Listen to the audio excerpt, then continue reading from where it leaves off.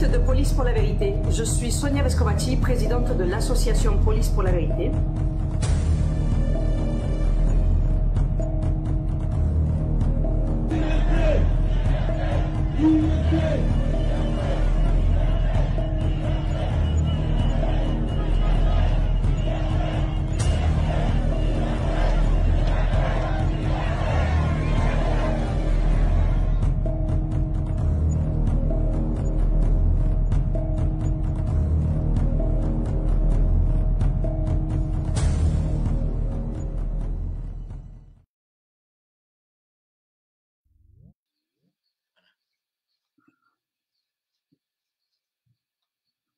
Coucou Hélène. Coucou, ça va?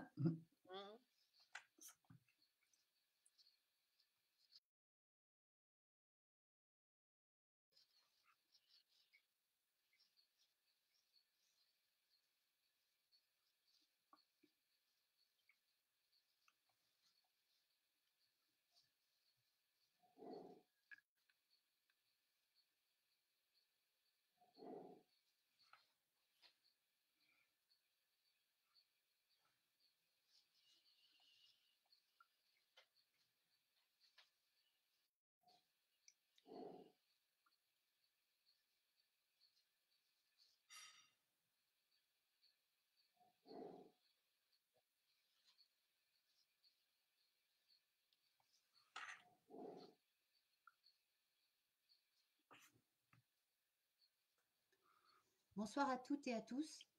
Bonsoir.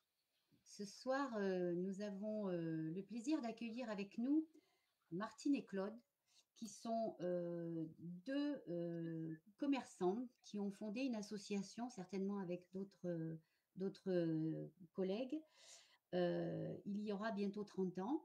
Association qui s'appelle En toute franchise et dont le but est de défendre les commerçants lésés par des procédures irrégulières dans la construction d'hypermarchés, mais également de défendre le cadre de vie collectif, c'est-à-dire de protéger les quartiers paisibles des villages, des petites villes, de protéger un cadre de vie, un environnement pour chacun qui soit agréable et non polluant, mais également bruyant et défigurant les paysages ruraux.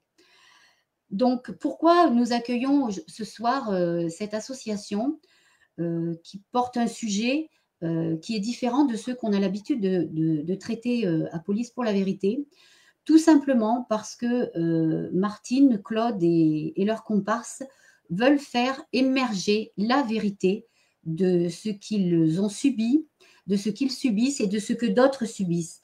25 ans d'investigation faits par des citoyens qui n'ont ni les compétences procédurales, ni les moyens exorbitants qu'exigent les procédures judiciaires. Nous avons envie de saluer ce travail-là. Nous avons envie de saluer tout ce qu'ils font en fait pour le bien collectif. Et je vais très rapidement leur passer la parole. Martine et Claude, je vais vous demander de vous présenter, de présenter votre association et d'entamer votre présentation sur votre combat de bientôt 30 ans. Et merci à vous d'être là avec nous.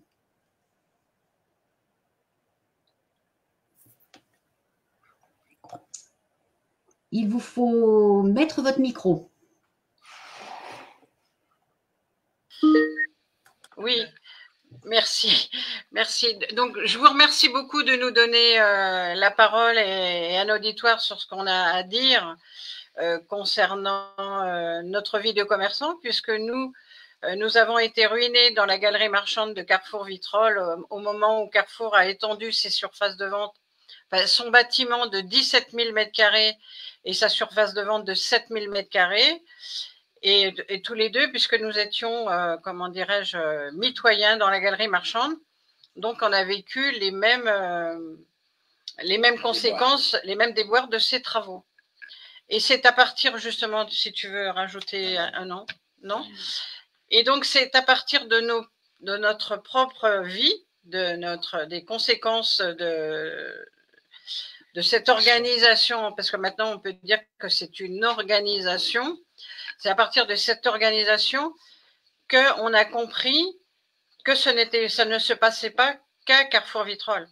C'est-à-dire que le début de notre affaire, on aurait pu croire que ce n'était qu'à Carrefour Vitrolles, mais à l'époque, on a eu la chance d'avoir des journalistes, surtout une journaliste qui nous a aidés, et on a fait une conférence pour savoir si d'autres personnes avaient subi les mêmes conséquences que nous, c'est-à-dire d'être ruinés dans la galerie marchande, si des commerçants avaient subi la même chose que nous. Et au moment de la conférence, eh ben, il est arrivé un tas de personnes et qui nous ont dit, eh ben, moi j'ai été ruiné à tel endroit, moi j'ai été ruiné à Miramas, moi j'ai été ruiné, voilà. Et c'est à partir de là qu'on s'est dit, bon ben, ce n'est pas que l'enseigne Carrefour, parce que voilà, c'était ça le problème. Est-ce que nous, c'était nous qui avons subi quelque chose d'extraordinaire, ou c'était justement quelque chose qui est un système pour broyer les commerçants qui sont dans les galeries marchandes? Alors ça, c'était le premier, c'est le premier acte, et c'est de là qu'on s'est dit, ben, c'est-à-dire qu'au départ, moi, j'étais vraiment franchisée. J'avais la franchise Fildar et Monsieur Liu avait la franchise Nubiabi. Donc, on était des franchisés. On dépendait à la fois et du franchiseur et du bailleur. Et donc, Carrefour. Le bailleur Carrefour. On avait tous les deux le bailleur Carrefour et moi, j'avais le franchiseur Fildar et Monsieur Liu, la franchise Nubiabi. Et quand Carrefour a voulu étendre ses surfaces de 17 000 m², ben naturellement, c'est pas nous qui avons négocié nos déplacements. Pour moi, ça a été le franchiseur. Mais le franchiseur, étant donné que c'était le franchiseur Fildar qui faisait partie du groupe Auchan, et comme Auchan pratiquait les mêmes sévices dans ses galeries marchandes avec les commerçants, ben automatiquement, Auchan, ça a été la combine entre Auchan et Carrefour. Et voilà, c'est impossible de s'en sortir. Donc, c'est à partir du moment où on a rencontré les autres commerçants qu'on a compris que c'était le système. Ça, c'était par rapport aux autres commerçants. Mais après, ce qu'on a découvert, c'est au fur et à mesure de nos procédures. C'est-à-dire que dans nos procédures, c'est-à-dire que moi, j'ai acheté le magasin comptant, j'avais pas du tout de crédit, j'avais pas du tout de dette sur ce magasin, et en l'espace de 2 ans, j'étais complètement ruinée, spoliée, et on me saisissait ma maison. Donc, je sais pas si vous voyez un peu la douche que vous avez quand vous arrivez dans une galerie marchande. Excuse-moi Martine, mais en fait, l'action de Carrefour, c'est-à-dire que pour agrandir sa surface, il t'a éjecté, c'est ça le truc. Alors, lui, c'est-à-dire qu'il y a eu 2 choses. Il avait besoin, alors moi j'achète le magasin en 1985 et il avait besoin en 1987, il avait besoin de mon emplacement pour créer une issue de secours. Parce que la réglementation sur les issues de secours, à partir du moment où il agrandissait la galerie marchande, il était obligé, la commission de sécurité l'a obligé à recréer des nouvelles issues de secours.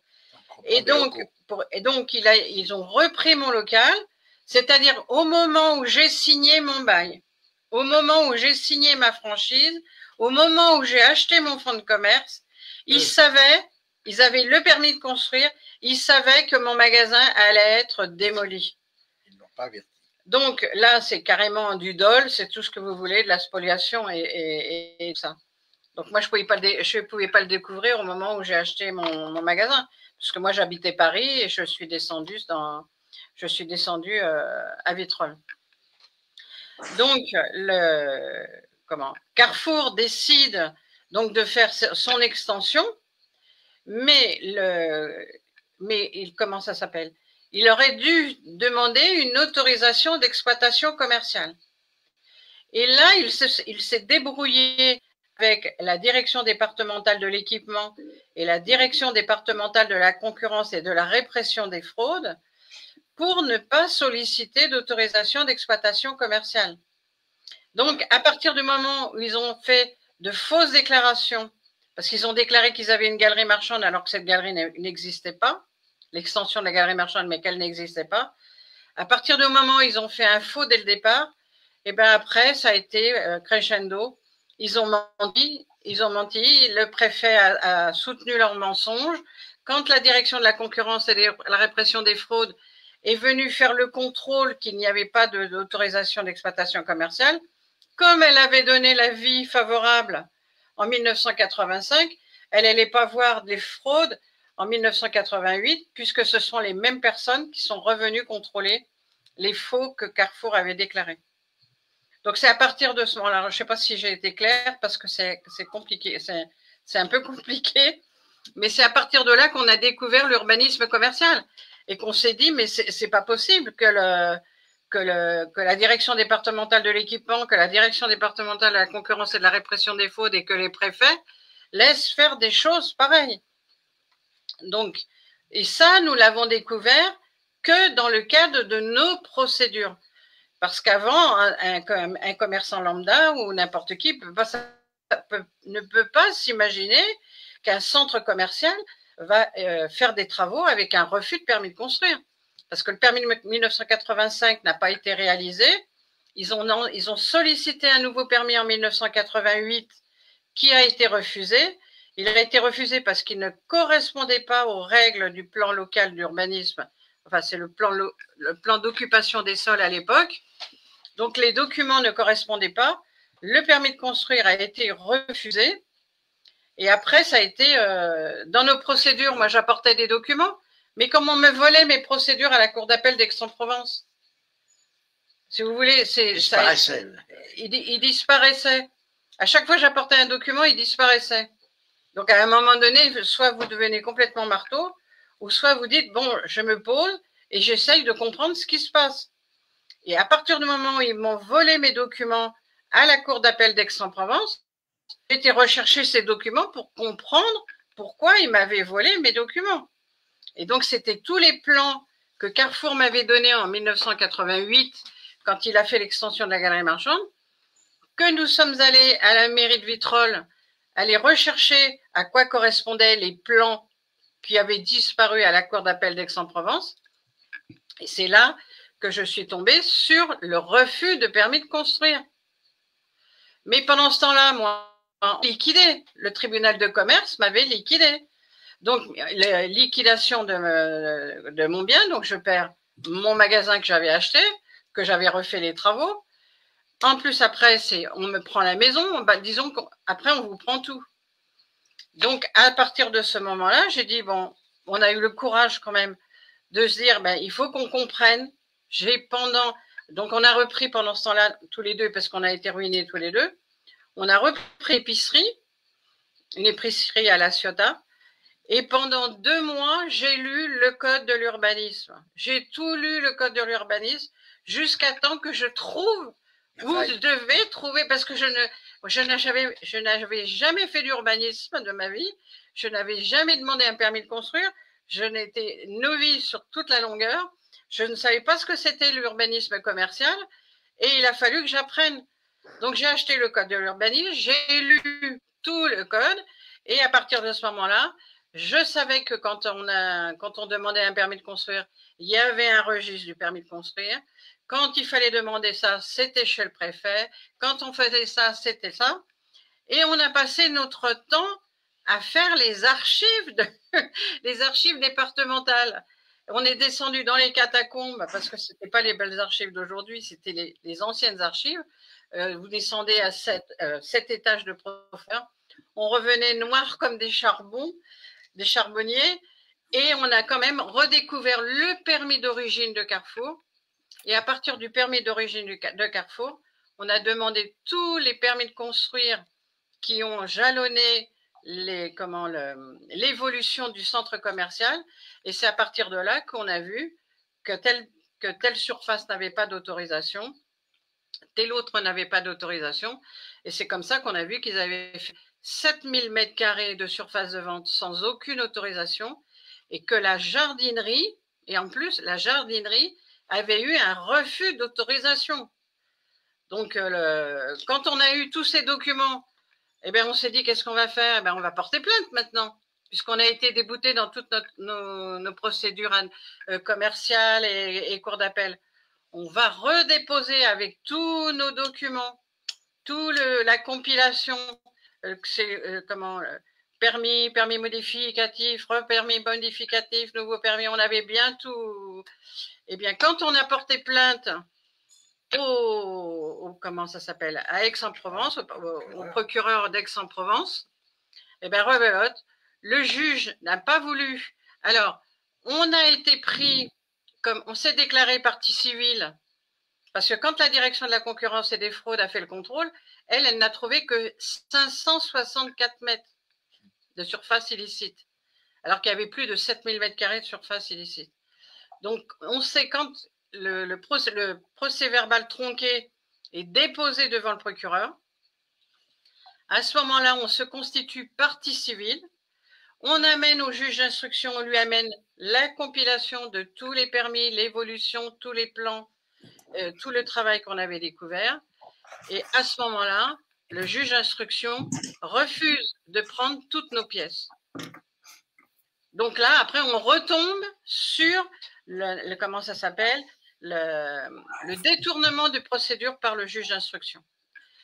On obtient de la cour on obtient de la chambre d'accusation l'annulation du non-lieu du juge d'instruction. On obtient l'annulation du réquisitoire du procureur parce que le procureur, elle a fait défaut pour leur donner la prescription. Elle a inversé des dates d'achèvement pour leur donner la prescription.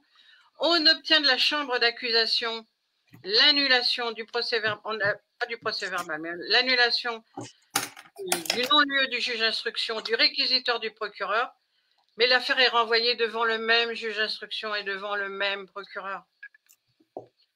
Et c'est reparti. Mais c'est pas le fait que ça repartit, mais ils savent que pendant ce temps-là, ils vous ruinent. C'est-à-dire que l'énergie que vous avez mis pour créer tout votre dossier, ils vous ressapent par derrière. Excusez-moi parce que là, c'est dur. Oui, en effet. Ils veulent que vous vous suicidiez, voilà.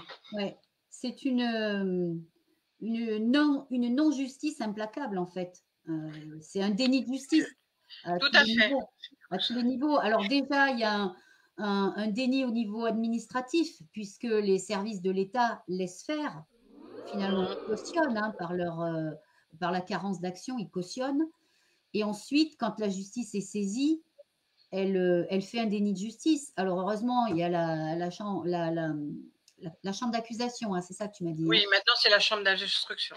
Voilà, qui essaie de remettre, on va dire, la balle au centre, mais finalement, c'est vain, quoi, parce que à la fin, il y a quand même eu quelque chose qui a été fait ou pas au niveau de la justice? Ah ben non, parce que comment? Si vous voulez, le problème, c'est que quand la direction de la concurrence et de la répression des fraudes et la direction départementale de l'équipement auraient dû faire un procès verbal de délit de construction. Et là, ils ont fait un procès verbal de contravention. Donc, ils n'ont pas voulu aller sur la construction illégale avec les refus de permis concernant le truc. Donc, quand c'est une contravention, vous ne pouvez pas vous porter partie civile. Donc, si vous voulez, c'est le procureur et le juge d'instruction, ils n'ont pas requalifié les vrais faits, ils n'ont pas requalifié comment ça s'appelle, ce délit de construction irrégulière. Oui, l'infraction. Mais comme au départ, il y a une fausse qualification d'infraction, puisqu'il déclare une contravention, il n'y a pas l'autorité de la chose jugée, en fait. Donc, ils auraient dû effectivement reprendre avec l'infraction de délit. Avec l'infraction, avec tous nos documents, puisqu'on était partie civile. Bien sûr. Donc, il y a détournement de la procédure pénale. C'est ça. Et là, vous avez raison, c'est un vrai déni de justice. Ah oui. Je voudrais préciser une chose. Alors, Claude Dio, bien sûr, puisqu'il m'a présenté, notre avocat était Maître Anglade. Moi, il était mon avocat de 1985 à 1992. Et après, on s'est aperçu que c'était lui qui a signé le permis refusé de Carrefour. Imaginez-vous comment il s'appelle? C'est un Machiavel. Il aurait dû refuser de prendre l'affaire, sachant qu'il avait signé le refus de permis de construire. Alors qu'il était notre avocat et tout. Oui, Et il y avait en un plus, conflit d'intérêt là, oui, effectivement, il ne pouvait pas. total. C'est certainement lui qui est à l'origine de tout. Négociation, tout ce qui s'est passé en amont pour faire ce grand centre commercial. C'est un traître ce monsieur. Je vous signale que, interrogé par les journalistes, cet avocat, il ne se souvient plus de rien. Voilà. C'est ça, malgré les documents signés, etc. Ah oui, il ne se souvient plus de rien. Il a perdu la mémoire. À des méthodes mafieuses, hein. Oui, c'est le principe mafieux. C'est le principe mafieux. Alors, Martine et Claude, vous n'avez pas vraiment présenté votre association qui a quand même pas mal d'adhérents. Est-ce que vous voulez bien nous faire un petit peu le profil de cette association? Alors, donc, à force, quand on a créé l'association, naturellement, on ne savait même pas que tout ce dont on allait découvrir. Donc, nous, on défendait les commerçants en disant, ben, on va contrôler on va contrôler s'ils ont une autorisation d'aménagement commercial, enfin d'équipement commercial. Mais il faut savoir quand même que nous avions des lois favorables qui nous permettaient d'agir lorsqu'on a démarré l'association. Alors, quand on a démarré l'association en 1994, on avait, Monsieur Pierre Bérégovoy avait, c'est lui qui était à l'initiateur de la loi anticorruption. Donc, anticorruption, prévention de la corruption, des marchés publics et de la transparence de la vie économique. Enfin, je le mets dans le désordre parce que c'est contre la corruption, pour la transparence de la vie économique et pour les marchés publics. Donc, Monsieur Pierre Bérégovoy, lui, il ose mettre dans la loi de prévention de la corruption les amendes pénales prévues par le traité de fonctionnement de l'Union européenne qui est obligatoire à l'État français. Donc, il met en place les amendes prévues par le traité de fonctionnement de l'Union européenne. Monsieur Raffarin continue et il baisse le seuil des demandes d'autorisation. Il fait sauf que en 1996, la loi va retirer le certificat d'urbanisme dans les dossiers de présentation de la grande distribution. Et à partir de ce moment-là, la grande distribution va pouvoir déposer des dossiers sur des zones agricoles, sur des zones inondables, sur des zones naturelles, sur des zones à risque. Il n'y a plus rien qui va la freiner. Donc en 1900, quand on crée l'association, on a des outils en main. Donc on commence les procédures sur les autorisations sur les autorisations d'équipement commercial. Et là, comme il y avait à la fois les amendes pénales et à la fois, ah oui, voilà, c'est ça. Monsieur Raffarin avait mis en place, lui, les critères. Le critère de l'équipement commercial, c'est-à-dire que de densité commerciale, c'est-à-dire que pour 1000 habitants, il fallait tant de mètres carrés et de grande distribution et tant de mètres carrés pour les commerces indépendants. Et il a mis en place le critère à l'emploi. C'est-à-dire que quand un hypermarché arrivait, il disait, voilà, moi j'arrive, je vais créer 200 emplois. Mais on ne s'occupe pas Si la direction départementale à l'époque, la direction départementale du travail faisait le ratio entre le nombre d'emplois qu'il y avait chez les commerçants indépendants et le nombre d'emplois qui allaient être créés. Mais la direction départementale du travail, je dis bien, ne comptait pas les emplois des commerçants indépendants puisqu'ils ne sont pas déclarés employés. D'accord? Donc, quand il y avait un commerçant qui était seul dans son magasin, ça ne comptait pas. Donc, on avait ces deux critères. Et grâce à ces deux critères, eh bien, on a gagné nos procédures. Et là, ça n'a pas plu du tout à la grande distribution. Qu'est-ce qu'a fait la grande distribution? Quand Nicolas Sarkozy est arrivé, eh bien, il a supprimé le critère à l'emploi, il a supprimé le critère de densité commerciale et il a supprimé les amendes pénales qui sont obligatoires de par le traité de fonctionnement de l'Union européenne. Donc la France encore ne respecte même pas les traités, alors que non, elle ne respecte pas le traité de fonctionnement de l'Union européenne. Donc là, comme on gagnait beaucoup de procédures, hein, puisque automatiquement ils trichaient sur tous les dossiers, c'était un peu plus facile. Donc par contre, en 2008, le critère, comment ça s'appelle, le respect du règlement du plan local d'urbanisme est supprimé. Le critère à l'emploi est supprimé. Le critère de densité commerciale est supprimé. Les amendes sont supprimées. C'est un boulevard. Sarkozy a fait un boulevard à la grande distribution.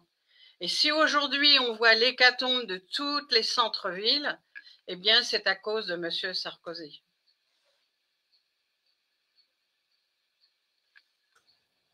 Et c'est là où on arrive à votre lutte aussi pour le cadre de vie, ce dont tu nous parlais tout à l'heure, c'est la vie dans les centres-villes, la vie dans les lotissements aussi, dans les zones pavillonnaires, on va dire, où de plus en plus de surfaces s'instaurent à proximité de ces maisons pavillonnaires. Voilà. Alors, donc, là, comme on voit le désastre, la grande distribution a carrément dépeuplé de ses commerces tous les centres-villes, hein, puisqu'on voit des centres-villes, c'est vraiment...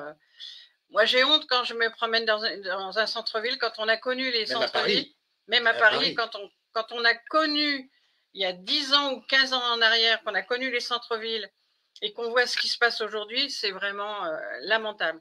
Alors ça, c'est une chose.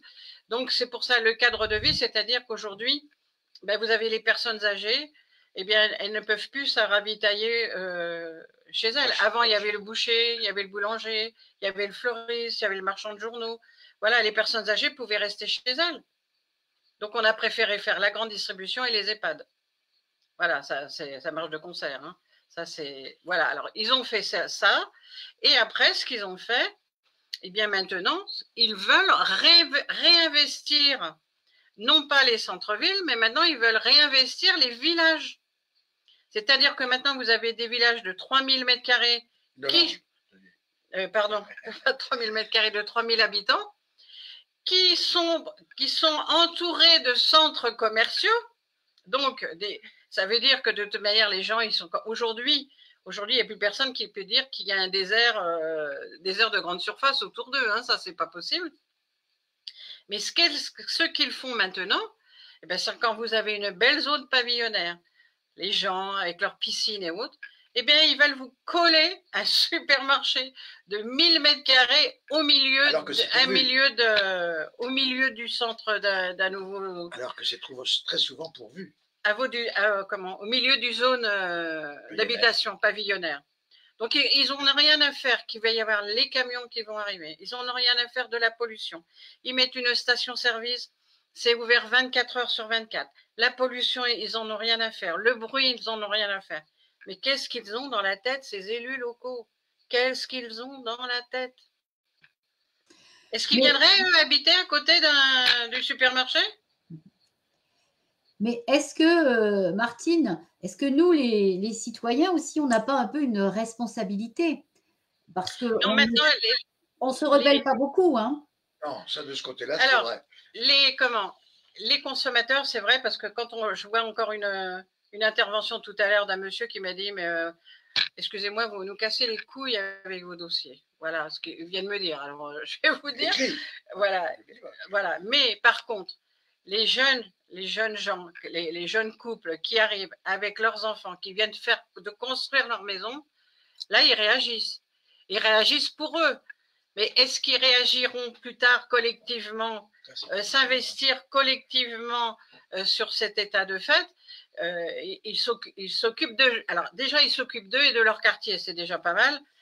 Mais est-ce qu'ils en prendront conscience après et que ça sera collectif? Je ne sais pas. Je ne sais pas. Mais pour l'instant, on a des gens qui se battent pour avoir un cadre de vie normal. Et puis là, franchement, ils en veulent au maire. Hein. Ils en veulent au maire. Parce que quand vous quittez une ville et que vous allez dans un village, si c'est pour vous retrouver à côté d'un ensemble commercial, d'un centre commercial, c'est pas possible. C'est évident. Alors, Martine, je voudrais qu'on revienne sur un petit peu le titre de notre conférence de ce soir, qui porte quand même sur 418 milliards de fraude.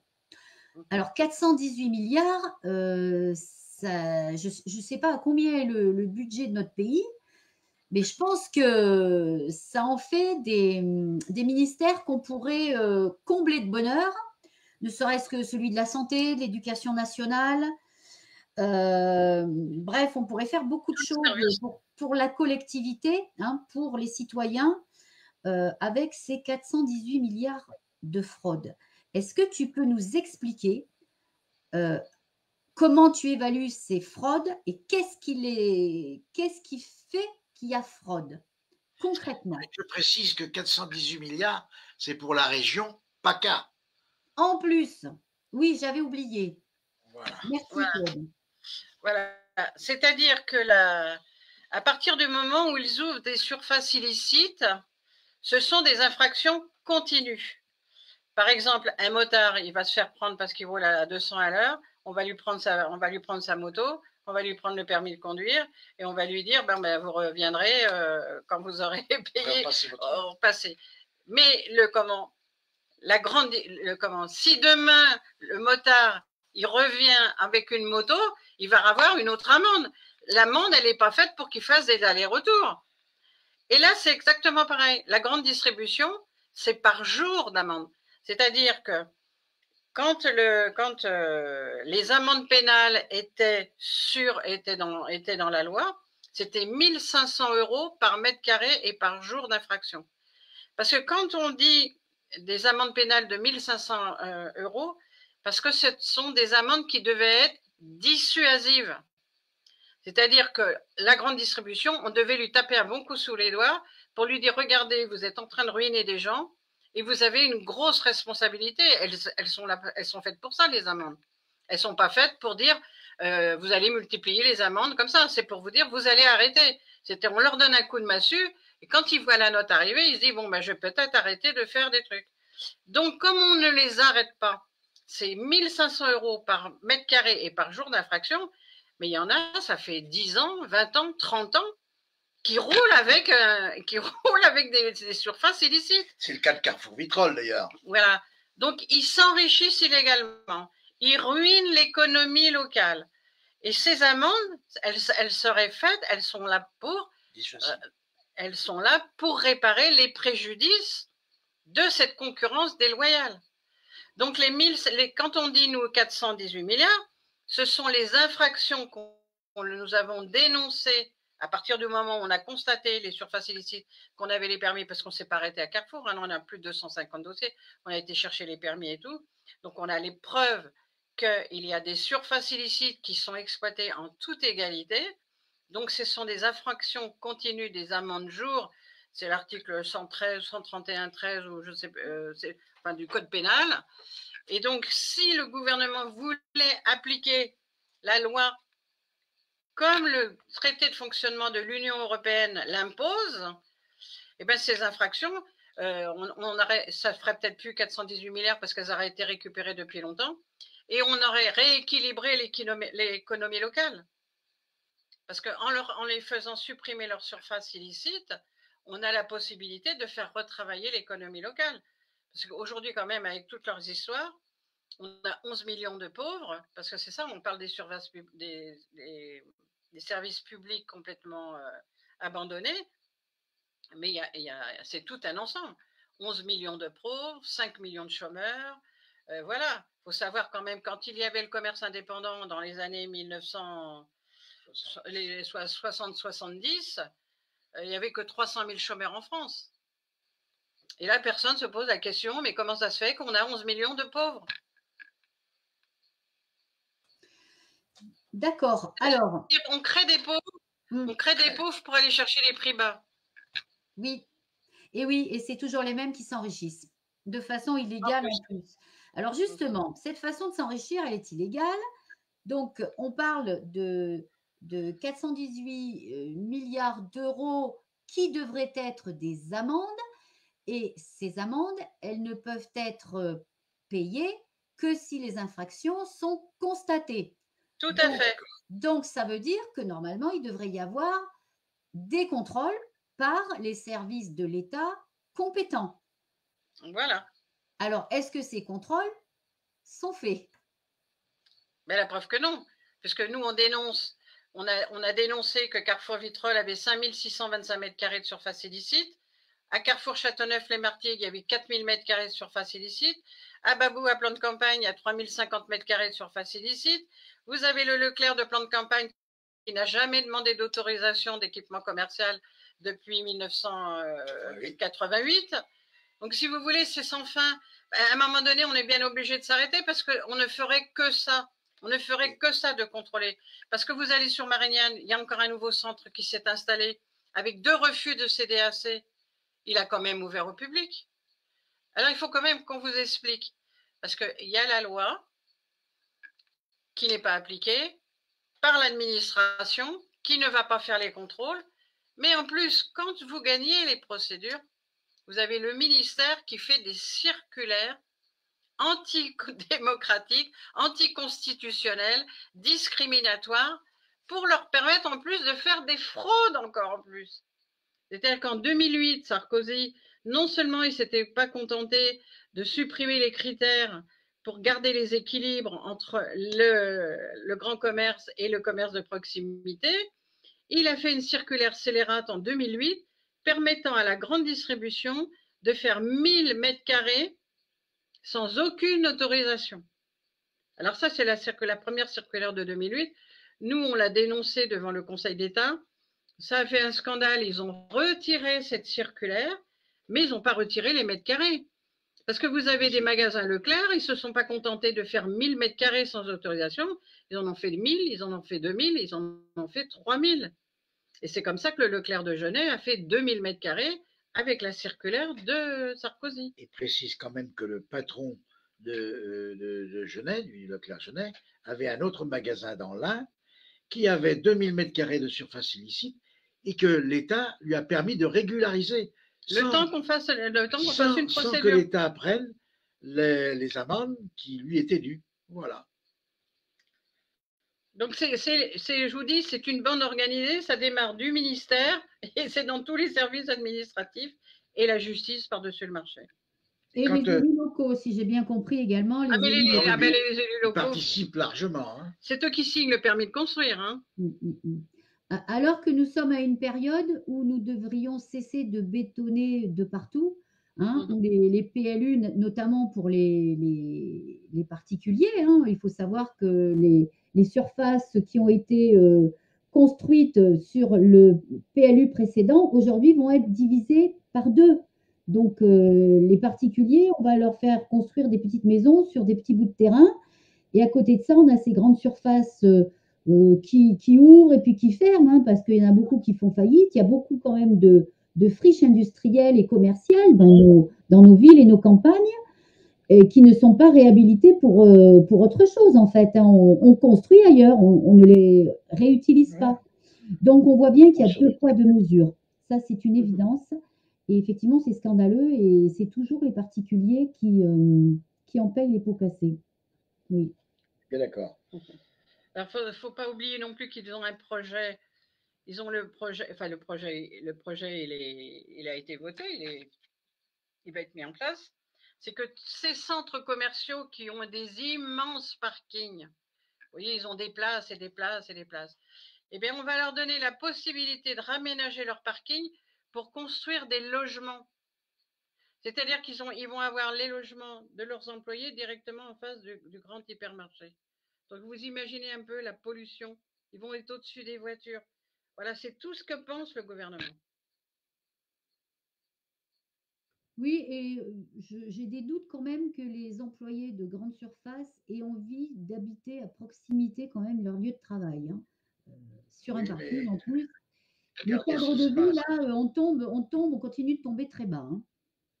Oui, mais si vous voulez, ils veulent mettre. Alors, déjà, ils ont amené les cinémas hein, dans les centres commerciaux. Ils amènent les cinémas, ils amènent des services, ils amènent des centres médicaux, ils ramènent des lieux de vie. Ils refont dans les centres commerciaux, Ils veulent recréer des centres-villes, des centres-villes. Ce qui fait qu'ils veulent complètement détruire les centres-villes. Oui, ils détruisent les centres-villes, ça c'est une évidence, mais ils amènent un environnement qui est totalement déshumanisé aussi, hein. Ah bien, c'est leur politique, ils sont. De toute manière, il y a longtemps qu'ils sont déshumanisés, hein, ces gens-là. Mais ce qu'il faut Parce condamner. que s'ils n'avaient pas été déshumanisés, ils auraient peut-être réfléchi qu'est-ce que devenaient les commerçants qui ont été ruinés, leurs familles, les enfants, les employés. Et c'est là qu'on se rend compte que l'humain, pour eux, ne compte absolument pas. Et ce que l'on a découvert au travers de toutes nos procédures, c'est comment l'administration s'y prend pour donner raison à ces gens-là. C'est épouvantable, c'est épouvantable. De faire défaut, de faire des. La justice fait défaut. La justice fait des. Comment ça s'appelle des. Elle ne respecte pas le cadre, elle ne respecte pas la procédure. Elle ne respecte pas les procédures. Elle fait comment ça s'appelle, des non-lieux. Des noms, c'est faux. Mais c'est de la folie. Ils perdent les dossiers. C'est nous qui les avons retrouvés dans le tribunal. Pire encore, on passait dans le couloir et j'ai vu le dossier de Madame Donette qui avait été perdu. Mais vous vous rendez compte? Dans le local des photocopies du parquet. La porte était ouverte, j'ai eu Donette. Tiens, parce que notre avocat se plaignait qu'on avait perdu que certaines pièces avaient encore disparu. Elle a fait une note comme quoi le dossier était perdu. Et nous, comme on râlait, on était toujours dans le tribunal. On passe devant le local des photocopies, on voit le dossier d'Honnête sur. Vous voyez, là, c'est des exemples. Il y a beaucoup de gens qui pourraient en donner bien d'autres aussi. Mais voilà, on a été ruinés avec ces méthodes. Et on n'est pas les seuls, malheureusement. Et donc, vous n'avez pas été du tout, comment dire, indemnisé par rapport à ce qu'on Rien du tout, rien du tout. Pire encore, ma chère dame, pire encore. Madame Donette, on lui a retiré pendant 3 ans le RMI. Le RMI. Quand le procureur... Alors qu'elle n'avait plus de maison, elle n'avait plus rien. Quand je posais des questions au préfet, vous savez, ça marche que ça brûle, ça brûle, ça brûle. Vous savez, il y a un jeu comme ça où on dit aux enfants, attention, ça va brûler, ça brûle, ça brûle. Mais à chaque fois que j'allais découvrir un truc, le préfet, il fallait qu'il me casse. Et pour me casser, il m'a supprimé le RMI pendant ce temps-là. Soit vous vous suicidez, vous voyez, ils vous mettent dans des conditions d'insécurité. Voilà, ils vous mettent dans une situation d'insécurité. À l'inverse de ce que le gouvernement devrait, la responsabilité, c'est la sécurité de ses citoyens. Non, ils plongent les citoyens dans une insécurité. C'est des monstres. C'est le préfet qui a pris l'initiative. Hein. Et en faisant défaut, puisque nous avons poursuivi bien sûr la procédure, parce qu'on nous appelle les procéduriers, bien, on est passé en commission, et la commission, c'est marqué dedans, Monsieur le préfet a fait une erreur de droit. Mais il n'a pas payé pour ça. Madame Donette a été restituée dans ses droits, mais il n'a pas été condamné, ce préfet. C'est quand même terrible ça. Et ça, je répète, ça nous arrive à nous, mais à combien de gens c'est arrivé et qui n'ont pas pu se défendre? Alors, si vous voulez bien, il y a la Vigie qui souhaiterait prendre la parole. Je suppose qu'elle a une question à vous poser. Et donc, on va donner la parole à la Vigie.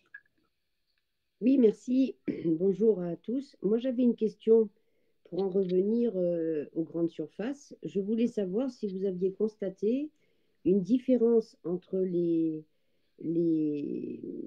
distributeurs qui font partie de groupes comme Carrefour, Leclerc, etc., donc qui ont des directeurs d'établissements, et les établissements qui sont la propriété d'une personne, comme par exemple les grandes surfaces du groupe des Mousquetaires, où chaque supermarché appartient à une personne.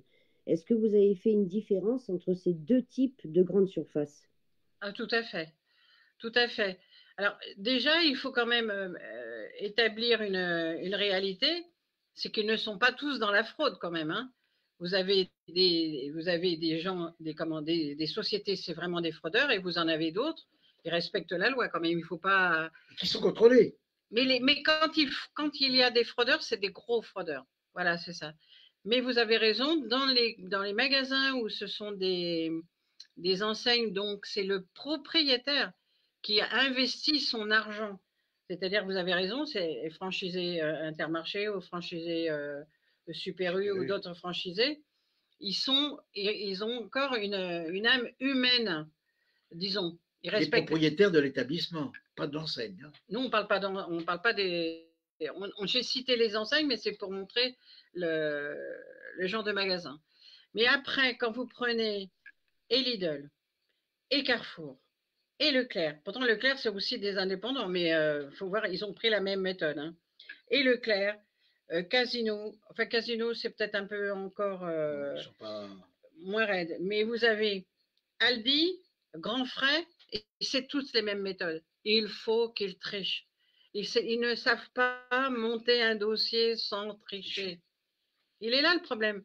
Et comme il n'y a personne pour contrôler, puisque normalement la directive européenne service, elle dit, vous déposez un dossier et le service de contrôle doit étudier que toutes les informations fournies soient exactes.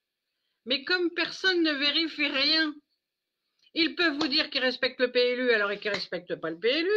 Ils peuvent vous dire que c'est ça et puis c'est pas ça. Même la loi, elle leur dit vous devez faire une analyse d'impact sur le commerce de proximité ou sur l'environnement. Mais c'est leurs propres analyses. Ils vont quand même pas aller dire qu'ils vont détruire l'environnement. Et comme il n'y a personne pour contrôler, ben voilà le travail. Donc, si je comprends bien, en fait, ce sont les grands groupes qui ont l'administration française à leurs mains. Ah ben tout à fait. Il y a des moments, de toute manière, quand vous voyez les lois, elles sont faites pour eux. Hein. Un exemple, Carrefour, la femme du patron de Carrefour est dans le gouvernement. Ah, voilà, ok. Donc, il s'agit bien de… Donne des noms, parce que je ne me souviens pas des noms. Oui, c'est la ministre, parce qu'en plus, ils ne portent pas leur nom de leur mari. Enfin, moi, je ne porte pas le nom de mon mari, mais voilà. Mais la femme d'Alexandre Bompard, le PDG de Carrefour, elle est ministre à l'enfance, au gouvernement. Donc, vous faites une réclamation au Premier ministre, à la Première ministre contre Carrefour, elle doit dire, bah, tenez, parce qu'à un moment donné, madame, je ne sais plus, je vais dire une bêtise, son nom m'échappe, mais elle a été chef du service juridique d'Édouard Philippe. Et comme dirait Satan bouche un coin. Ouais, il y a des sacrés conflits d'intérêts, ça c'est évident. Ah oui, c'est incontestable. Et ça passe. Mais il n'y a pas que eux, hein. Il y a d'autres couples. On a vu d'autres affaires. C'est pour donner un exemple sur Carrefour que l'on connaît très bien. Hein, voilà. Puisqu'on avait une amie, elle disait que de toute manière, le Conseil des ministres, c'était plutôt un conseil d'administration qu'un conseil des ministres. Hein. Vous avez par exemple les directeurs de la DGCRF sont embauchés par Carrefour. Parce qu'après, il y a le pantouflage. On vous laisse imaginer comment le gars il peut travailler. Voilà. Après, ils ont des remerciements de ce qu'ils ont fait. Voilà. C'est de la folie. C'est ça. C'est grave. Et on peut le dire, ils nous mettent pas, enfin, ils nous ont fait terriblement. Ils ont retiré. Ah ben nous, ils nous ont tout volé déjà. Ils nous ont poursuivis, ils ont tout fait. J'ai failli faire sauter ma maison parce qu'ils voulaient me prendre mes meubles, alors qu'ils n'avaient pas l'autorité même de le faire. Mais voilà, ils sont capables de tout, ces gens qui nous gouvernent, de tout. Maintenant, grâce à la presse, on a moins d'ennuis vis-à-vis de… Mais ils nous ont tout pris, il n'y a plus rien à prendre. On vous donne un exemple. Le livre est sorti il y a 3 ans. Le livre dénonce quand même. Hein. On donne le dysfonctionnement, on ne donne pas les noms, mais les enseignes, on les donne. Bien, on n'a aucune poursuite contre nous. Les 418 milliards, ça devrait… On a défilé devant Bercy, on a été remettre un dossier à la conciergerie et on a pu défiler, parce qu'avant de défiler, on a arrêté de donner. Eh bien, aujourd'hui, il n'y a rien. Monsieur le maire est parfaitement au courant. Monsieur Bruno Le maire, oui, est parfaitement au courant de la situation. Et la seule chose qu'il nous fait, c'est que quand on gagne une procédure, il fait un recours dessus. Il fait un pourvoi. Mais où on est là? On n'est plus en France. On critique la Russie, mais on fait pareil, mais on arrondit les angles. Hein. Voilà. Il faut qu'ils arrêtent tous ces gens-là de gouverner déjà. De gouverner. Alors, ce livre, qui en est l'auteur? Nous deux et notre éditeur. D'accord. Qui nous a écrit, parce que nous. On a mis 2 ans pour l'écrire. Nous, on a fait les procédures et lui a rédigé le livre. Et il n'a pas écrit le livre sans avoir les sources. On a près de 30 mètres cubes de documents. Et c'est parce que justement votre livre il est sourcé que vous êtes inattaquable. Quand vous dites la vérité, on ne peut pas vous attaquer.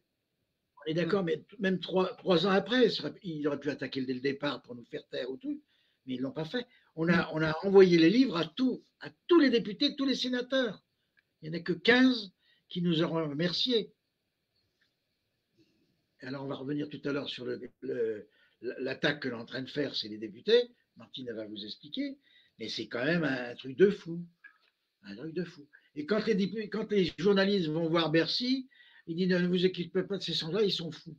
On est fous. Voilà. C'est la seule raison. Mais ils ne comprennent pas que même les journalistes pensent qu'il y a un problème chez eux. Ou alors on est des poujadistes de bas étage. Voilà. Ça, c'est la DGCRF qui le disent. Et le pire, c'est, comment il s'appelle Casino, qui disent que nous sommes des nains de jardin. Voilà. Forcément, eux, c'est des géants. Voilà. Alors nous, on est les nains de jardin. Voilà, non mais voilà. Mais on a été pendant des mois et des mois être suivi constamment. Il m'a fallu mettre une personne qui me suivait à la porte. Devant tout le monde, je l'ai mis à la porte. Je l'ai foutu à la porte, mais j'étais très vulgaire et tout. J'en avais assez d'être suivi. On a eu un monsieur qui a couché, on a vécu dans une caravane pendant 12 ans.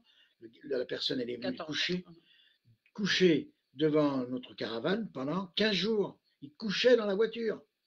Pour nous suivre, il nous suivait de partout. Mais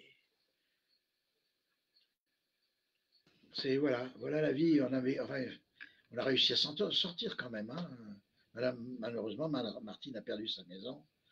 Et comme elle a dit hier soir, sa fille, elle a été traumatisée par tout ce qui s'est passé. Voilà.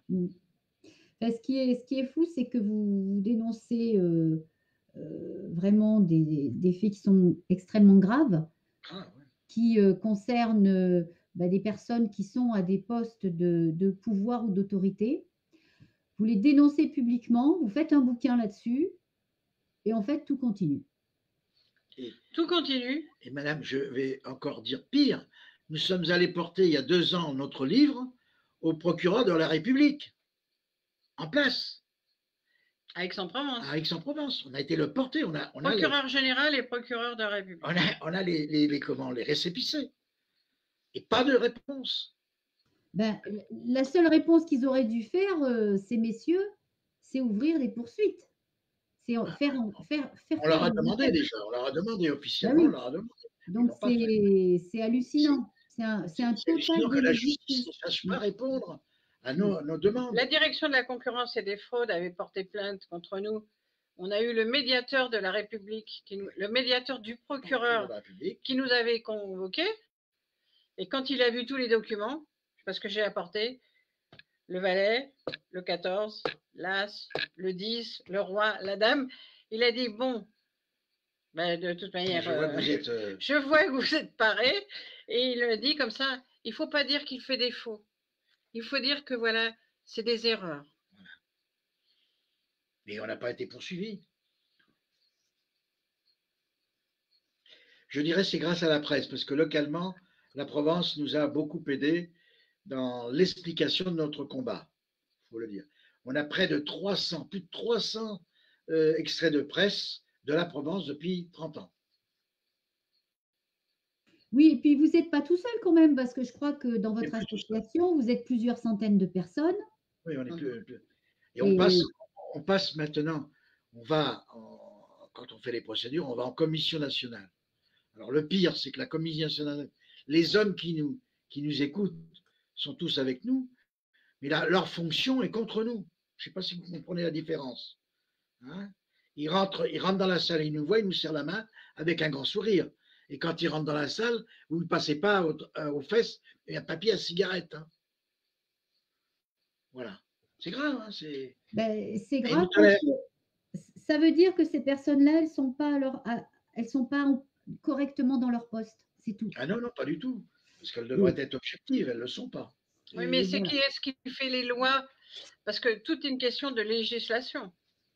Parce que si on avait les lois pour se défendre, si on avait les lois pour faire des recours, voilà, c'est que le législateur, depuis 70 ans, n'ont pas mis des droits de recours aux commerçants et aux artisans pour pouvoir dénoncer les excès de pouvoir des maires qui violent leur PLU, qui ne respectent pas leurs plans locaux d'urbanisme, les plans de prévention des risques. Voilà, puisque le préfet, lui, c'est l'article 72 de la Constitution, il doit vérifier les documents d'urbanisme. Il ne le fait pas. Nous, on n'a pas de droit de recours pour aller porter plainte contre les excès de pouvoir des maires. Quand on arrive à se porter plainte, le juge d'instruction ne veut pas nous entendre. Donc, c'est vraiment une chape, c'est du béton pour eux. Hein. Je donnerai encore un dernier exemple. Quand on est passé en CNC il y a 4-5 ans, quand Carrefour avait demandé une régularisation de ces 5600, eh bien, quand on est rentré, il savait très bien que j'allais évidemment m'exprimer. Et avant que je parle et avant toute chose, il s'est croisé les bras et il s'est couché comme ça sur la table pour dire « Monsieur Dio, on ne parle pas du passé. » Voilà, madame, messieurs, dames, voilà comment un président de commission se présente à nous quand on fait nos doléances. Voilà comment ça se passe. C'est grave, ça. Ben oui, c'est grave. Et c'est pas que la loi, elle prévoit pas des voies de recours et des moyens d'action, parce que vous les essayez, hein, vous les enclenchez, vous l'avez vu, vous l'avez fait. Donc, vous êtes bien placé pour savoir qu'on peut agir. Mais le problème, c'est que ceux qui sont aux manettes ne veulent pas aller au bout des choses. Et mais non. Ah, ils veulent pas y aller. Hein. Mais non, parce que c'est le financement des partis, parce qu'on a beau dire qu'il n'y a plus de financement des partis, mais là, alors si c'est plus les partis, c'est particulier, hein, mais de toute manière, voilà. Et là, je viens d'avoir un dernier dossier, là, il n'est pas vieux, hein, c'est du mois de fin juillet, août. Le document artisanal et commercial vient d'être terminé, il a été signé le 3 juillet 2023 par tous les présidents, par tous les membres du schéma de cohérence territoriale. Je ne sais pas si vous voyez, ça fait 58 communes quand même. 58 communes qui signent un document artisanal, un aménagement artisanal et commercial le 3 juillet. Le 28 juillet, le 28 juillet, il était déjà violé. Comment expliquer qu'on va à une conférence? Ils ne savent pas respecter un document qu'ils mettent en place eux-mêmes. Ils violent leurs propres documents. Et si encore on disait, mais voilà, il y en a au moins, je ne sais pas, sur 58, il y en a peut-être 30 qui ne vont pas être d'accord. D'accord? Mais il n'y en a que 17. Il y a 17 qui votent. Et les autres, ils s'abstiennent. Parce que ça sera... Mais moi, je vais te laisser passer mon dossier cette fois-ci. Je laisse passer ton dossier cette fois-ci. Mais la prochaine fois, tu me laisseras passer le mien. Et voilà. C'est ça, les élus locaux. On voit bien donc que tout est corrompu. Hein. Tout est corrompu. Alors, justement, en parlant d'élus, vous avez préparé une action à l'attention des députés. Est-ce que vous pouvez nous en parler? Et puis après, on passera peut-être la parole aux personnes qui, dans le public, ont des questions à vous poser ou des commentaires à faire, si vous en êtes d'accord. Oui. Alors, donc, l'opération qu'on est en train de monter là depuis le 3 juillet, enfin, ce n'est pas une opération qu'on a montée le 3 juillet. C'est-à-dire que notre livre, le 13 septembre 2022, on a été le déposer à tous les députés et tous les sénateurs. Donc, ça fait quand même presque 1000 livres, hein, 960 livres. Hein. on a déposé à tous les députés et tous les sénateurs, avec une note explicative en disant tous les dysfonctionnements qu'il y avait dans l'urbanisme commercial, que ce soit dans les plans locaux d'urbanisme, que ce soit dans les permis de construire, bon, bref. Personne, si on a notre député qui a posé une question écrite et un autre député aussi qui a posé, Nicolas Dupont-Aignan aussi qui a posé une question écrite. Mais tous les autres, personne n'a bronché, personne ne bouge. Donc l'année d'après, on s'est dit, bon, on attendait des résultats, rien ne vient. Donc on s'est dit, maintenant, on va les interpeller, on recommence l'opération et on demande les citoyens de nous aider parce que seuls, on n'a pas assez d'influence. On demande aux citoyens de leur poser la question, qu'est-ce qu'ils entendent faire avec ces 5 millions de mètres carrés de surface illicite qui sont exploités en totale illégalité. Et on pose la question, qu'est-ce qu'ils entendent faire pour récupérer toutes les fraudes qui rentreraient déjà dans les caisses de l'État et qui permettraient de faire redémarrer tous les services publics.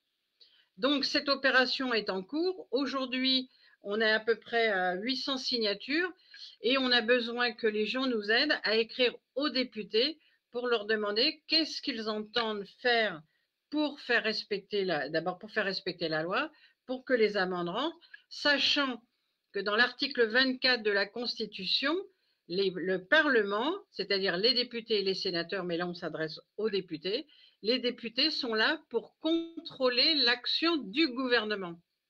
Et il faut savoir qu'une circulaire ne peut pas modifier la loi. Seul un décret peut modifier la loi.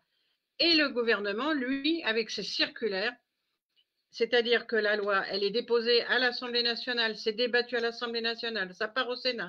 Il y a une commission mixte paritaire, mais après, le gouvernement fait des circulaires scélérates anticonstitutionnelles, et là, les députés se lavent les mains. Ponce Pilate.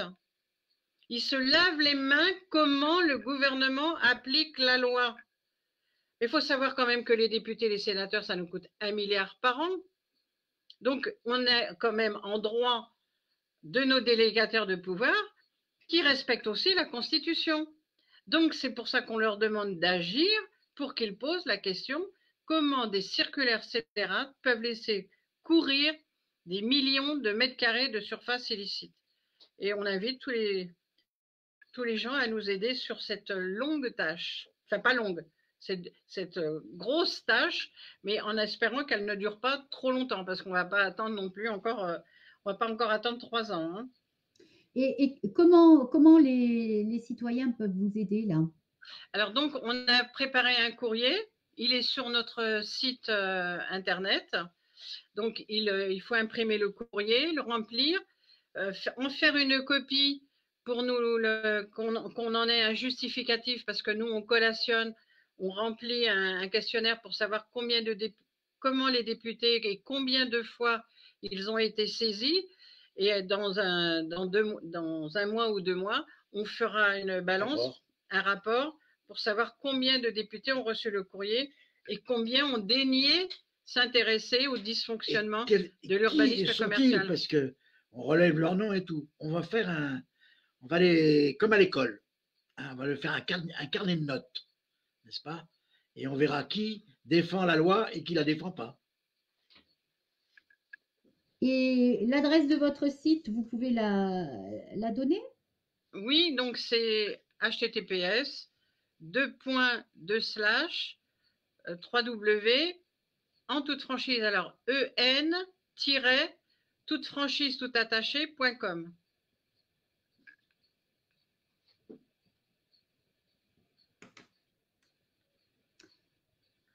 D'accord. Bon, bah, écoute, ça peut être intéressant, effectivement, pour les personnes qui souhaiteraient vous donner un petit coup de main, bah, d'aller sur votre site. Déjà pour voir tout ce que vous partagez certainement dessus, et puis pour participer à cette action de sensibilisation des élus.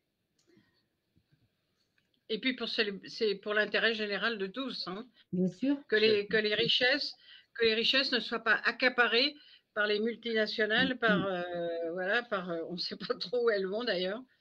Voilà. C'est que n'en va pas la couleur. Et ce que tu n'as pas dit, là, je te posais la question sur le nombre d'adhérents de l'association. Actuellement, donc, 1457. vous êtes à 1457 au compteur. 1457 et je crois qu'il y a des commerçants, mais il y a aussi des particuliers. Voilà, les particuliers maintenant. 320. Voilà.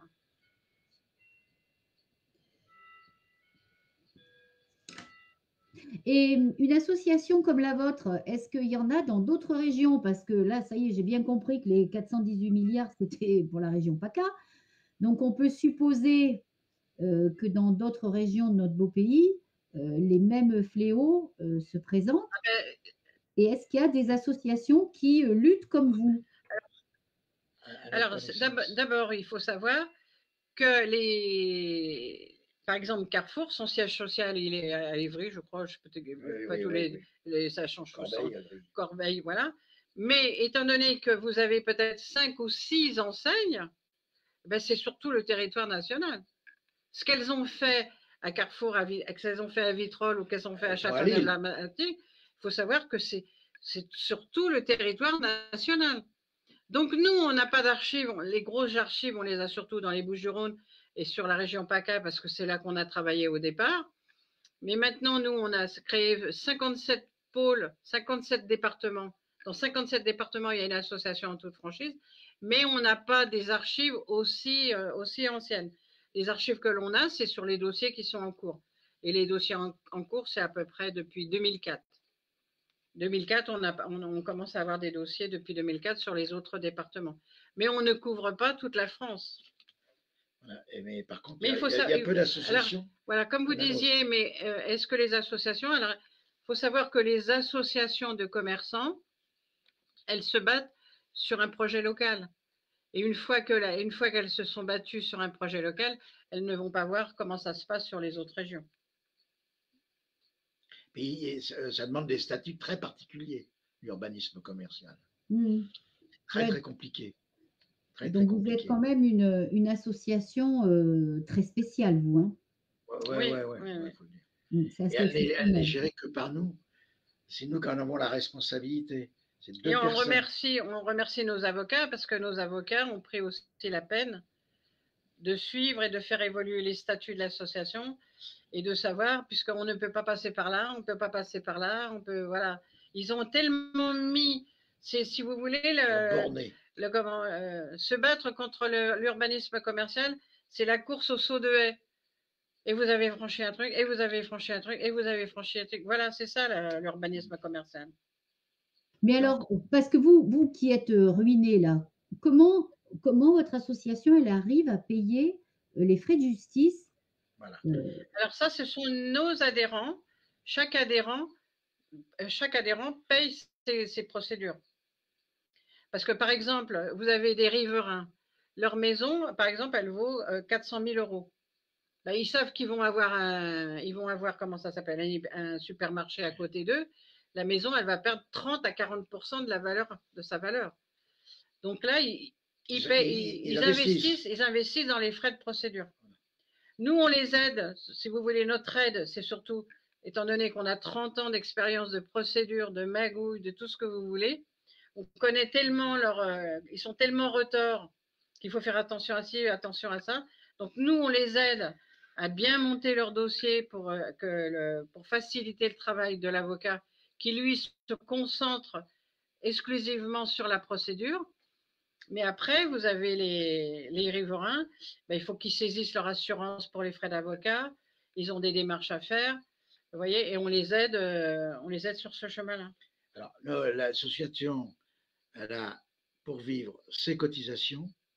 Alors, vous avez une cotisation pour les particuliers, une cotisation pour… Tout est codifié par rapport à… Et après, c'est la surface de vente, parce qu'il y a les moyennes surfaces qui ont des problèmes avec les grands groupes. Et ils règlent, et puis on passe aux dons, on a des dons, et avec ça, on fait vivre l'association. Parce qu'on fait il faut savoir qu'on fait des procédures pour des projets locaux, d'accord? Il y a des procédures, on est sur un dossier, c'est-à-dire que là, on arrive dans dans une zone pavillonnaire, le supermarché, ça concerne la procédure locale. Mais après, on a des procédures nationales, c'est-à-dire que on fait des procédures pour avoir des modifications de la loi. Donc, on fait aussi des interventions pour obtenir. Par exemple, on a obtenu en 2018 que le préfet, avant c'était le préfet peut aller contrôler, donc il n'y allait jamais. Maintenant, on a le préfet doit aller contrôler. Mais ils ont quand même contourné la chose, c'est-à-dire que le préfet doit aller contrôler dans les 3 mois, mais comme il n'y va pas, on est obligé, nous, de faire une procédure pour contraindre le préfet, et là, on repart dans une procédure de 3 ans, alors que la loi dit que le préfet doit contrôler dans les 3 mois. Oui, c'est vraiment le pot de terre contre le pot de fer. Hein. Non, le pot de vin, madame. Oui, les pots de vin, oui aussi, le dessus de table, tout ça. Ouais. Alors, ce que je vous propose, à moins que vous ayez encore… Non, je préfère… On peut répondre aux questions. Voilà, donc je propose à ce que nos participants puissent demander la parole. Donc, vous devez avoir sur votre écran là une petite main sur laquelle vous appuyez pour demander la parole et je distribuerai la parole aux gens qui la souhaitent.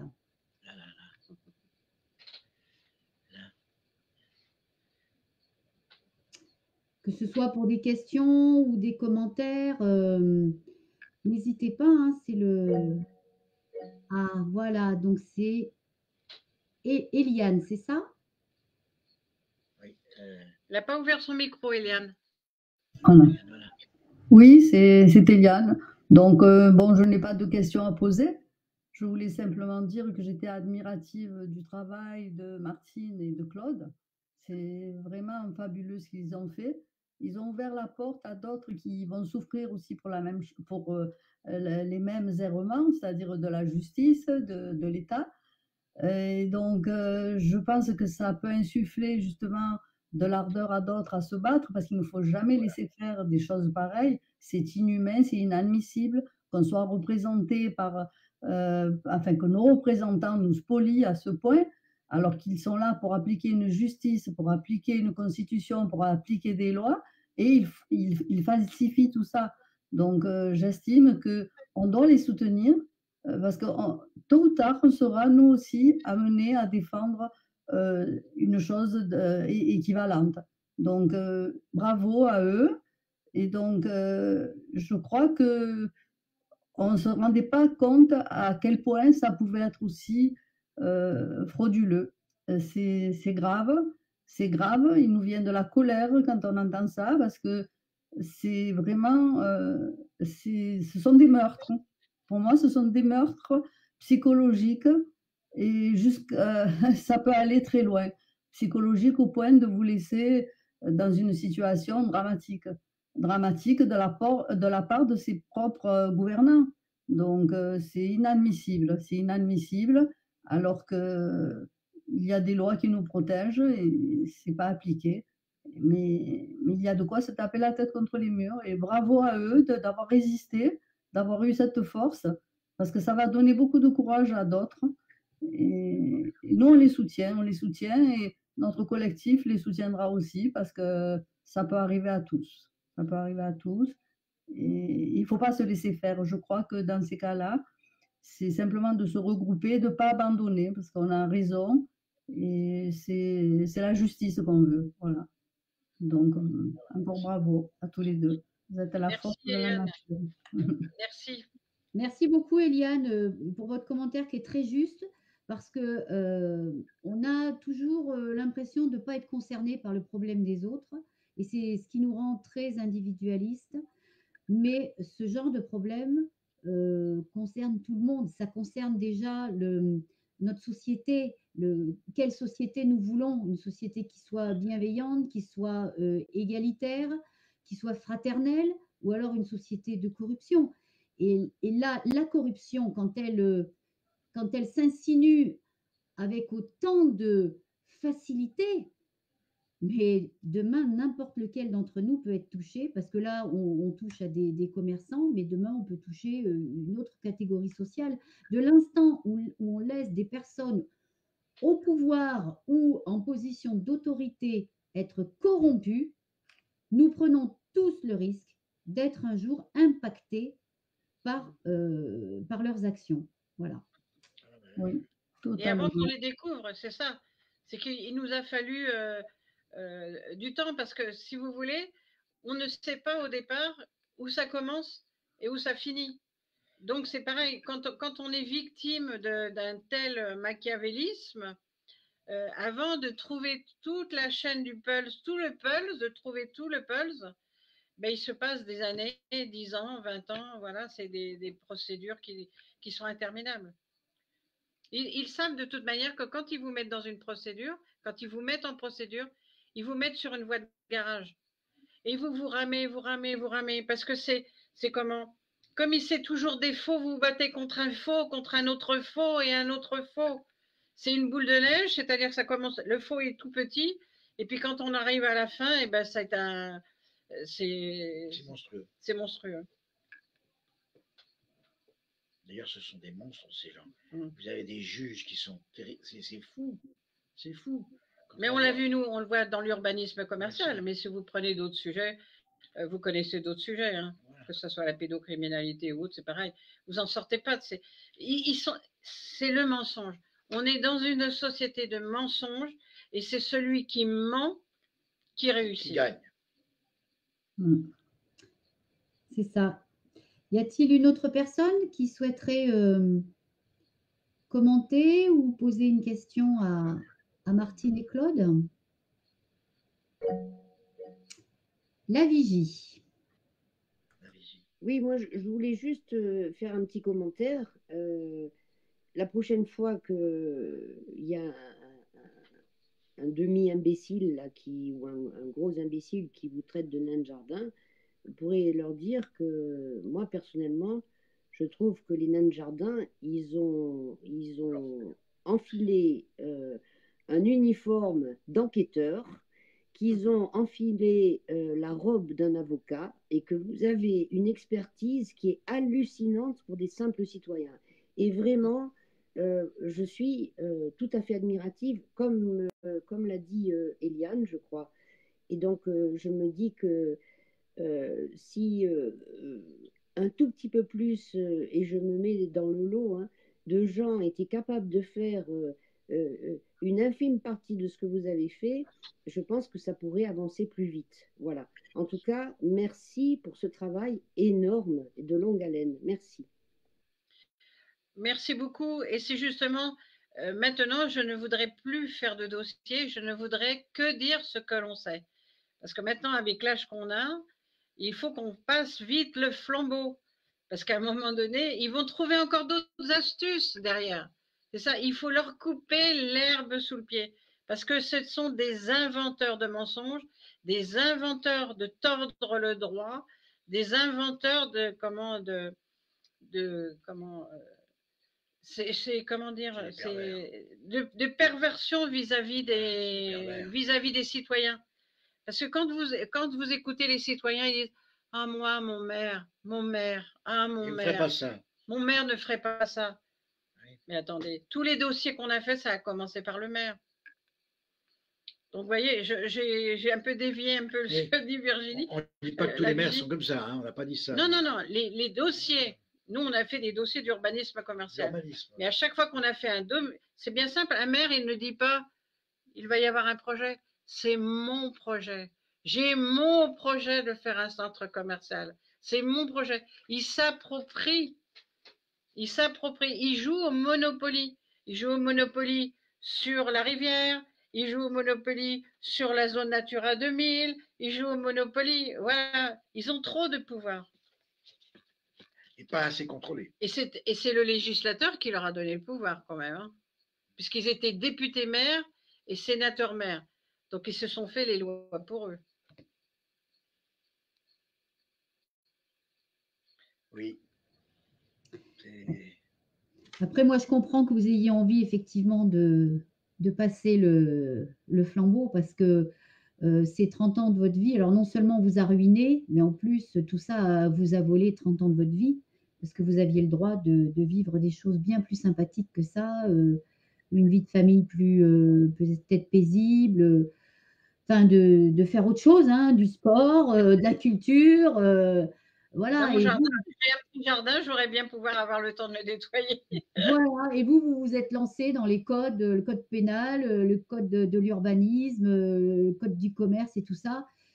Et franchement, c'est, enfin, pour tous ces gens, tous ces responsables, tous ces personnes de l'administration, de la justice qui ont saboté votre vie, franchement, mais c'est une honte. C'est indigne, indigne des fonctions qu'ils exercent. Vraiment Absolument. indigne.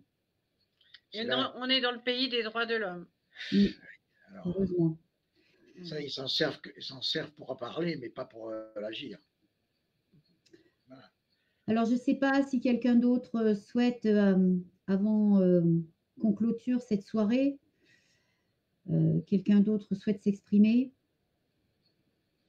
Sinon, on va laisser Martine et Claude avoir le mot de la fin. En tout cas, nous, pour la vérité, on vous remercie beaucoup. On vous remercie beaucoup parce que on dit toujours que les policiers, les gendarmes, les militaires, les pompiers sont des gens courageux, hein, ce qu'on appelle les héros du quotidien. Ben vous, citoyens, vous êtes aussi des héros. Vous ne manquez pas de courage parce que là, vous êtes allés quand même dans la fosse aux lions. Vous avez tout perdu. Vous avez tout perdu et vous êtes toujours debout. Donc, c'est admirable et franchement, moi, je suis honorée de vous avoir accompagné sur cet instant de partage ce soir. Vraiment honorée. Et je vous remercie encore 1000 fois et je vous laisse avoir le mot de clôture de cette soirée, puisque les gens qui sont avec nous ne souhaitent pas s'exprimer, mais je suppose qu'ils partagent nos émotions et nos sentiments. Merci beaucoup, Martine et Claude. Ben, on vous remercie beaucoup. De nous avoir donné la parole. Et il faut surtout penser à tous les commerçants et les artisans qui se sont suicidés. Parce qu'il y en a un paquet et c'est dans le silence le plus total. On va rappeler que M. Sarkozy, la première lettre qu'il a reçue de notre part, c'était pour lui demander ce qu'il allait faire et comment il allait faire pour le futur de ceux qui étaient à Marseille qui s'est suicidé. Un marchand de tabac, je crois. Et voilà. Et on n'a jamais eu de réponse. Voilà. Il faut que ça change. Et on est là pour dire que maintenant, il faut le changement. On y a pensé, il faut le dire. On a failli se mettre à boire, il faut le dire. Mais comme on était deux, ça a été notre chance. Quelqu'un tout seul, il ne s'en sort pas. Hein. Quelqu'un seul, il ne peut pas s'en sortir. Il ne peut pas s'en sortir. Mais bon, on est là, tant mieux. Allez, on va réussir. Hein. Ouais. Ensemble, on va y arriver. C'est dommage, il y a Gérard, il nous propose pas des... Il n'est pas là. Il nous entend plus. Il n'est pas là, non. Il est parti. Bon, ben on vous remercie. On vous remercie beaucoup. Et puis... Non, je suis là, je vous écoute. Pardon. Non, je vous écoute avec la plus grande attention, bien sûr, dans le soutien le plus total face à cette injustice. Bonsoir tout le monde. Voilà, bien sûr, on entend, on écoute, c'est triste, bien sûr, malgré tous les combats, tout ce qui peut être dans cette injustice totale à tous les niveaux, dans tous les corps économiques, notamment le combat que vous menez, vous, depuis 30 ans, qui, quand on vous entend, vous connaissant déjà pour bon nombre d'entre nous depuis des années, voilà, il n'y a plus qu'à faire cette unité en face, par toutes les coutures, par tous les moyens, et remettre de l'ordre à ce grand désordre organisé qui finalement nous rappelle toujours cette possibilité. Et face à nos ennemis qui sont tout simplement sans âme, comme tu le dis, comme vous le dites si bien, et le démontrer aussi, bien sûr. Et le travail qui se produit, qui se divise par 3, puisque bien tristement, même si on essaie de faire croire qu'à travers les grandes distributions, eh bien, ça amène du travail, ça apporte du travail. Non, les petits commerçants perdent tout et bien évidemment, eh bien, c'est un massacre. C'est un massacre professionnel, c'est un massacre dans tous les domaines, quoi, dans tous les sens. Et toujours pareil, même si la méthode change un tout petit peu, mais enfin, sur le fond, tout est à l'identique. Voilà, c'est triste. Effectivement, c'est triste. Voilà, c'est triste. Ça n'a même plus de nom, que ce soit pour ce phénomène-là ou tous les autres, de toute façon. Voilà, il n'y a même plus de nom, tout simplement.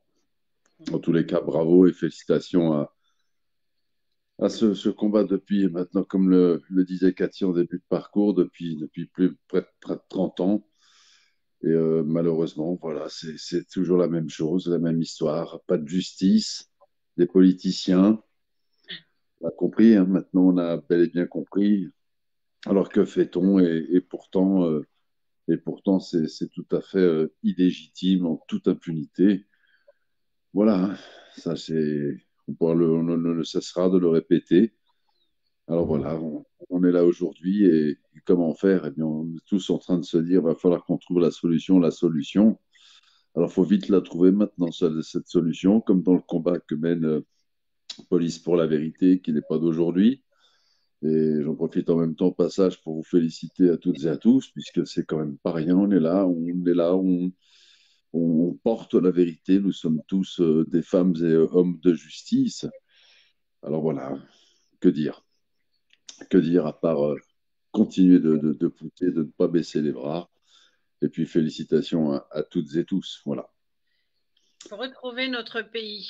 Ouais. Merci Gérard. Merci Gérard. La Vigie, tu souhaiterais prendre la parole? Oui, pardon, hein, je reprends encore la parole, je l'ai beaucoup prise ce soir. Je voulais juste dire que je sens bien dans tout ce qui est dit que il y a vraiment un désir de changement, la conscience qu'on ne peut pas continuer comme ça. Et je voudrais juste faire remarquer que ça fait quand même plus de 100 ans que ça dure, hein, parce qu'on a eu une période qui a paru assez heureuse. Oui, c'est vrai, les années 60, 70. Et puis c'est un déclin, mais il ne faut pas oublier que tout ce qu'on vit là, cette connivence, la corruption, la prédation, hein, pour moi c'est une prédation parce que des gros envers les petits, et j'irais même jusqu'à l'exploitation aussi. Tout ça, ça existe depuis plus de 100 ans et ça n'a pas évolué. Et donc j'ai le sentiment aujourd'hui que les gens commencent à acquérir, grâce à des gens comme Martine et Claude par exemple, et puis d'autres, à acquérir une conscience et peut-être une maturité à l'échelle un peu du pays, hein, qui font que ça va peut-être évoluer et que ça va évoluer dans le bon sens et qu'on va pouvoir se débarrasser de tout ce qui est corruption, quelle qu'elle soit d'ailleurs, hein, corruption, voilà, quelle qu'elle soit, connivence, corruption, etc. Et donc je pense que on est tout prêt d'être prêt de modifier les choses dans l'intérêt du bien-être des gens, d'une bonne santé des gens, parce qu'il ne faut pas oublier que la grande distribution, c'est aussi malheureusement souvent lié à la malbouffe, hein. Si on compare ça avec les petits commerçants et les petits producteurs de proximité, on ne joue pas dans la même cour. C'est-à-dire que les vrais grands, ce sont les petits. Donc, et quand les petits prendront conscience qu'ils sont nombreux, ben, je pense que ça va commencer à faire frémir les pseudo-grands, hein, c'est-à-dire ceux qui ont le pouvoir de l'argent. Donc, et ça va changer. Je pense que ça va changer. Donc, merci Martine et merci Claude, parce que vous êtes vraiment de très gros contributeurs à ce changement qui me semble tout près. Voilà, c'est tout ce que je voulais dire. Merci. C'est-à-dire que l'avantage, comme on a travaillé sur 57 départements, on ne peut pas dire, parce qu'au départ, on nous a dit, mais c'est les Bouches-du-Rhône. On nous a dit, voilà, c'est les Bouches-du-Rhône, on sait que c'est la Méditerranée, c'est ça. Mais quand vous allez dans les petits, vous allez dans le 47, attendez, vous avez, mais il n'y a pas d'habitants et tout ça, mais voilà, ils ont 2000 habitants, il faut encore qu'ils mettent un supermarché. Ils ne peuvent pas laisser les gens vivre. Ils ne peuvent pas laisser les gens vivre dans leur travail, de leur tranquillité. C'est impossible, c'est ce que vous disiez, c'est de la prédation, c'est du pillage organisé, en bande organisée. Parce qu'eux, ils connaissent tous les rouages. Ils ont le pouvoir. On leur dit, de toute manière, ils se cooptent entre eux. Bientôt, ils font les mômes entre eux, parce que c'est de génération en génération. C'est le maire, le fils du maire. Rappelez-vous, Sarkozy, après, le fils à Sarkozy, il allait là, l'autre, il va ça. Voilà, il faut arrêter tout ça. Il faut redonner la chance à des gens, parce que, étant donné que c'est eux qui ont une politique mortifère. Parce que comme ils n'ouvrent pas à d'autres horizons, ils n'ouvrent pas aux gens la possibilité de s'investir, de s'intéresser, ils perpétuent leur monstruosité. Ils perpétuent. Un maire, je suis désolée, mais un maire, dans le temps, on disait, un maire, il gère sa commune en bon père de famille. Il ne devait pas laisser un individu on ne laissait personne. Il y avait quelqu'un de malheureux, on envoyait les services sociaux, on envoyait le dispensaire, on envoyait quelque chose. Mais aujourd'hui, ils s'en foutent de tout. Ils se moquent de tout.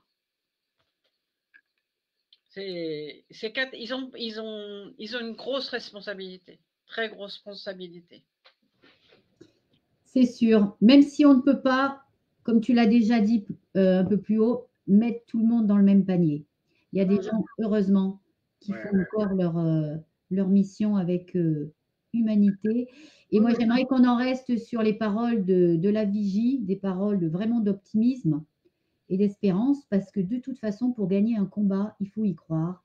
Donc, oui, croyons effectivement que de plus en plus de gens sont en conscience de ce qui se passe et que nous arriverons tous ensemble à lutter contre toute cette corruption et cette déshumanisation. C'est-à-dire que c'est le chantage, c'est que c'est dès le départ, c'est tous les citoyens. On ne doit pas avoir un avantage sur un autre. Il ne suffit pas de dire je me tais, je laisse le maire faire ce qu'il veut, délivrer des permis frauduleux. C'est tout le monde qui doit être participatif, à le surveiller. Avec les règles de notre Mais pays. parce qu'il faut que les gens ils arrêtent de dire je profite de quelque chose. On acquiert quelque chose parce que c'est juste, parce que c'est légal. On n'acquiert pas parce qu'on a laissé le maire violer la loi. C'est tout ça.